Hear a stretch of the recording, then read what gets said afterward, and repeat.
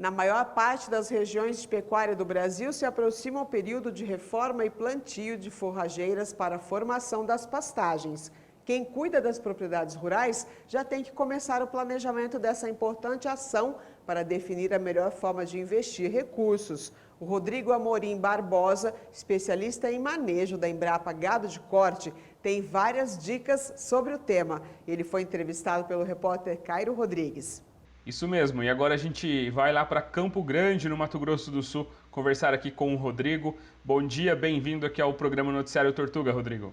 Bom dia, Caio. É um prazer falar com vocês aí. Prazer é nosso em recebê-lo aqui. E hoje, para a gente dar algumas dicas aí para os produtores que estão agora numa época do ano em que começam a criar as estratégias da escolha aí da melhor forrageira, do melhor capim para suas pastagens. Aqueles produtores que forem reformarem aí seus pastos, eles precisam se atentar a alguns pontos muito importantes. E eu queria que você abordasse, deixasse essas dicas para esses produtores aqui hoje, Rodrigo.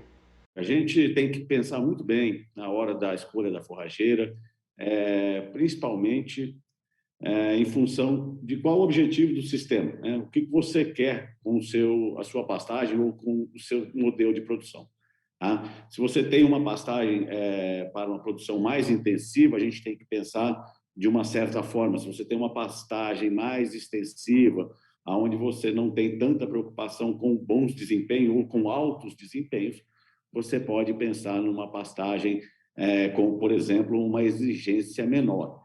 Então, vai depender muito do que o produtor tem em mente com relação ao uso e objetivos do sistema de produção. E os produtores, eles precisam também colocar aí na sua conta se a produção dele é de gado leiteiro ou de gado de corte, a quantidade de animais que ele trabalha, tudo isso são fatores relevantes aí, e também a região que esse produtor está localizado. Sim, extremamente importante todos esses pontos abordados por você, Caio, pelo seguinte, porque existe um planejamento, lógico, que você está dentro de uma propriedade, você tem a sua área, vamos dizer, de exploração, né?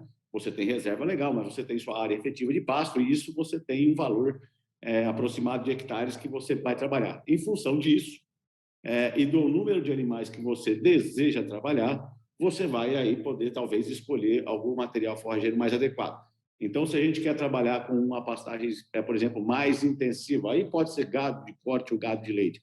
Se a gente tem uma ideia de trabalhar com lotações mais altas, é natural que você escolha um material forrageiro de mais produção, naturalmente, de exigência e fertilidade mais alta, né? Então, a gente tem que ponderar isso.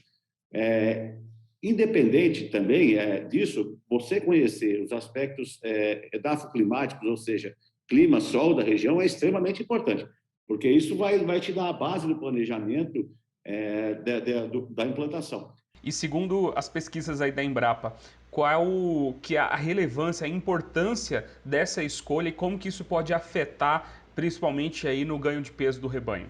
Cairo, assim, a gente fala o acerto está muito em função do planejamento. Então, assim, a gente fala assim, existe um número aí que todo mundo fala que, por exemplo, você tem quase 70% de pastagens degradadas no Brasil. O acero é uma pastagem degradada, muito provavelmente começou na escolha da forrageira, né? O erro já começou lá, buscar um material que não está adequado, que você tem, por exemplo, um histórico de doenças ou de pragas, e que esse material é suscetível, colocar um material exigente em fertilidade em áreas pobres. Então, se a gente tem essa estimativa aí, sendo generoso, de 70% de problemas de degradação de pasto, muito provavelmente esses 70% já começaram errado, inclusive na escolha. Tá? Talvez alguns, depois mesmo fazendo uma boa escolha, mas também não manejando corretamente, tenha problemas no futuro, né? Mas a gente tem que ter ideia de que, desde o estabelecimento da pastagem até o seu uso ao longo da vida produtiva, exige um planejamento e exige um manejo correto para que você não tenha problema no futuro. A gente costuma dizer que pasto é uma cultura perene. Então, não há necessidade de falar, eu consegui que meu pasto durasse 4 anos, eu me dou por satisfeito e vou deixar ele degradar e fazer tudo de novo.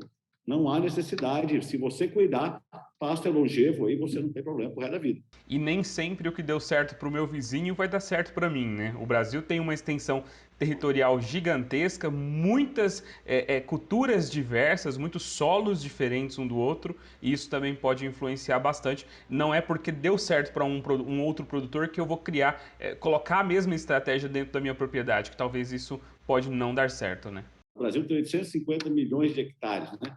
De pastagem tem 170 milhões. De pastagens cultivadas, que é o que a gente traz, as famosas pastagens exóticas, né? Braquiária, pânico, a grande maioria, né? Andropófago, 120 milhões são ocupados por elas, né? Então, você imagina o tamanho do Brasil, né? Para você ter 120 milhões de hectares espalhados pelo Brasil todo.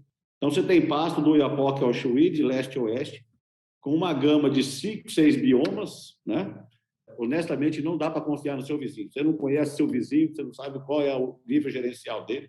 O negócio é focar no seu, conhecer bem a sua área, tá certo? Porque a gente tem muitas manchas dentro da própria fazenda, você tem manchas diferentes de solo, você pode ter uma área, por exemplo, que tem um alagamento ali, ou por uma declividade, tudo. Então, você tem que pensar, olhar isso estrategicamente da fazenda e programar a escolha correta do material forrageiro. Parabéns aí por todo o trabalho que vocês sempre desenvolvem aí dentro da Embrapa e a gente está sempre aqui mostrando esse trabalho de vocês. É um prazer sempre. Obrigado. Muito obrigado pelo convite, estamos sempre à disposição.